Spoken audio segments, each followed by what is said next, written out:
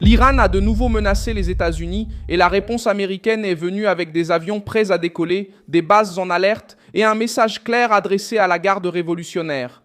En ce lundi 4 mai 2026, la crise est entrée dans une nouvelle phase après que des responsables liés au régime iranien ont promis des attaques longues et douloureuses contre des positions américaines.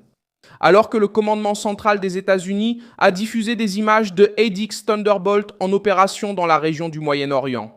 Je vais tout vous raconter dans un instant, mais abonnez-vous à la chaîne pour rester informé avec des infos en temps réel et une qualité journalistique inégalée. Milson Alves, la référence en matière de crédibilité. La nouvelle vague de pression a commencé par des déclarations fermes de la direction iranienne. Il a affirmé que les États-Unis seraient confrontés à un choix sans issue, accepter un accord défavorable ou faire face à une opération. D'autres membres du régime ont renforcé la même position et ont commencé à dire que, si la guerre reprenait, les bases américaines dans la région pourraient être touchées. Ces propos visaient à intimider, mais ils révèlent aussi la peur de Téhéran. Le régime essaie de paraître fort en public parce qu'il sait que la marge de négociation s'est réduite. Donald Trump a répondu aux menaces avec un langage direct. Il a dit qu'il vaudrait peut-être mieux ne conclure aucun accord car l'Iran n'aurait pas encore payé un prix suffisant pour ses actions au cours des 47 dernières années. Cette phrase a mis les mollahs dos au mur. Le régime iranien essaie d'utiliser la peur d'une nouvelle guerre pour obtenir des concessions, mais le gouvernement américain a commencé à dire qu'un accord faible pourrait être pire que pas d'accord du tout. C'est dans ce contexte que les images des ADIX prennent de l'importance. Le commandement central des États-Unis n'a pas diffusé des images de ces avions par hasard.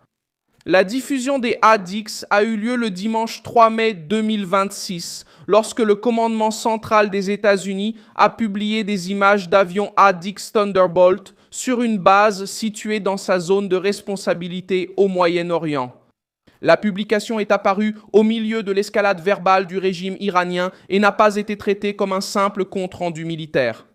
Le commandement central lui-même a déclaré que le ADIX est capable de fournir un appui aérien rapproché quand et où cela est le plus nécessaire. Une phrase courte mais lourde de sens pour le moment. Dans le contexte de la crise, l'image a servi de message direct à la garde révolutionnaire. Washington montre un appareil justement préparé pour agir contre des cibles petites, mobiles et dangereuses dans des scénarios de confrontation régionale. Le poids de cette divulgation augmente parce que l'ADIX apparaissait déjà dans des opérations liées à la crise avec l'Iran depuis mars 2026. Le 15 mars, le commandement central avait déjà publié des images d'ADIX-C en train d'être ravitaillées en vol lors de l'opération Epic Fury. Et des médias spécialisés ont indiqué que l'appareil était utilisé sur le flanc sud iranien, dans une zone où les vedettes rapides, les drones et les menaces contre les navires commerciaux ont pris de l'importance. C'est pourquoi la nouvelle image du 3 mai a renforcé un message de continuité. Nous ne faisions que réagir par le discours, mais en maintenant la présence sur le terrain. Un aéronef conçu pour rester au-dessus de la zone, surveiller les mouvements et répondre rapidement aux provocations de la garde révolutionnaire dans le Golfe et le détroit d'Ormuz. Lorsque Washington montre cet avion prêt, il s'adresse directement aux commandants iraniens qui opèrent près d'Ormuz. L'ADIX est dangereux dans cet environnement parce qu'il combine résistance, temps de présence au-dessus de la zone et puissance de feu. Son canon de 30 mm peut frapper des embarcations légères avec une force dévastatrice. L'appareil peut aussi emporter des roquettes guidées, des missiles Maverick et des bombes de précision. Pour une force misant sur des essaims de bateaux rapides et des attaques surprises, ce type d'avion change la donne. La garde révolutionnaire peut menacer avec des vedettes rapides et des drones, mais elle sait que ses moyens deviennent vulnérables lorsqu'une plateforme américaine est prête à patrouiller, identifier et attaquer.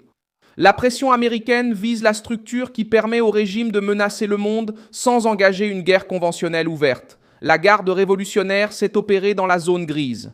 Elle provoque, recule, utilise des groupes alliés, teste les limites et tente de brouiller l'attribution des attaques. Cette méthode est déjà apparue à différents moments au Moyen-Orient. L'objectif est d'imposer un coup à l'adversaire sans offrir une cible politique facile. L'objectif est d'imposer un coup, c'est coup l'adversaire, offrir des cibles. La présence des hadiths, la rhétorique de Trump et le blocus naval indiquent que les États-Unis veulent limiter ce type de provocation. Le régime iranien fait également face à un problème interne. Plus la pression extérieure augmente, plus les mollahs doivent montrer qu'ils gardent le contrôle chez eux. Les informations qui circulent indiquent une augmentation de la répression, la peur parmi les enfants, la peur parmi les factions et une lutte d'influence au sein même du système iranien.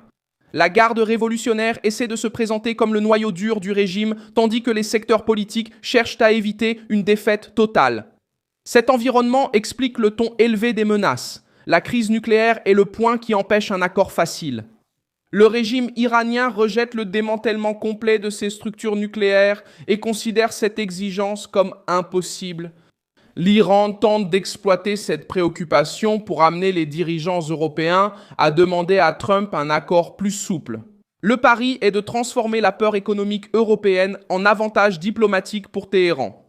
Mais soulager la crise aujourd'hui et laisser subsister le programme nucléaire iranien pourrait provoquer une crise encore plus grande demain. C'est cet argument qui soutient la ligne dure américaine. L'histoire montre que les routes stratégiques et les armes sensibles exigent souvent une réponse ferme. En 1962, lors de la crise des missiles de Cuba, les États-Unis ont imposé une quarantaine navale pour empêcher l'avancée des armements soviétiques près de leur territoire. Washington n'a pas accepté de négocier face à une menace stratégique installée dans les Caraïbes. La pression navale a contribué à forcer Moscou à reculer. La situation d'aujourd'hui est différente, mais la leçon demeure. Lorsqu'une menace utilise sa position géographique et un armement stratégique pour forcer des concessions, reculer peut rendre la menace encore plus grande. D'autres exemples aident également à comprendre ce qui est en jeu. En mer Rouge, les attaques de groupes Houthis contre des navires commerciaux ont entraîné des réponses militaires parce que la menace touchait le commerce mondial, l'énergie et la sécurité des routes. En mer de Chine méridionale, Pékin utilise la présence navale et une pression graduelle pour modifier l'équilibre dans les zones disputées sans déclarer de guerre ouverte.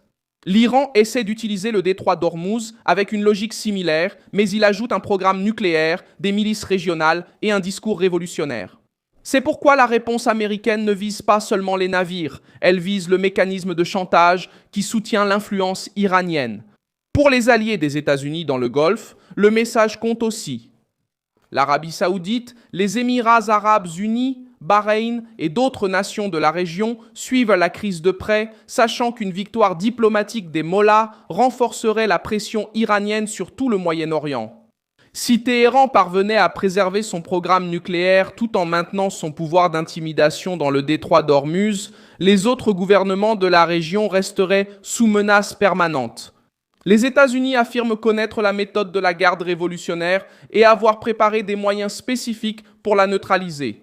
Le régime iranien parle d'ouvrir les portes de l'enfer, mais Washington montre que le détroit d'Ormuz peut aussi se fermer à ceux qui essaient de l'utiliser comme une arme. La différence, c'est que les mollahs comptent sur la peur. Les États-Unis comptent sur une capacité réelle. Au final, la crise envoie un message direct. La mise en avant des ADX Thunderbolt 2 par le commandement central des États-Unis a mis cela en évidence. Un avion conçu précisément pour faire face au type de provocation que la garde révolutionnaire utilise habituellement, comme des vedettes rapides, des drones et des actions contre des navires dans le Golfe. Alors que les mollahs parlent d'attaques longues et douloureuses, Washington montre qu'il dispose de moyens prêts à agir au point le plus sensible de la crise.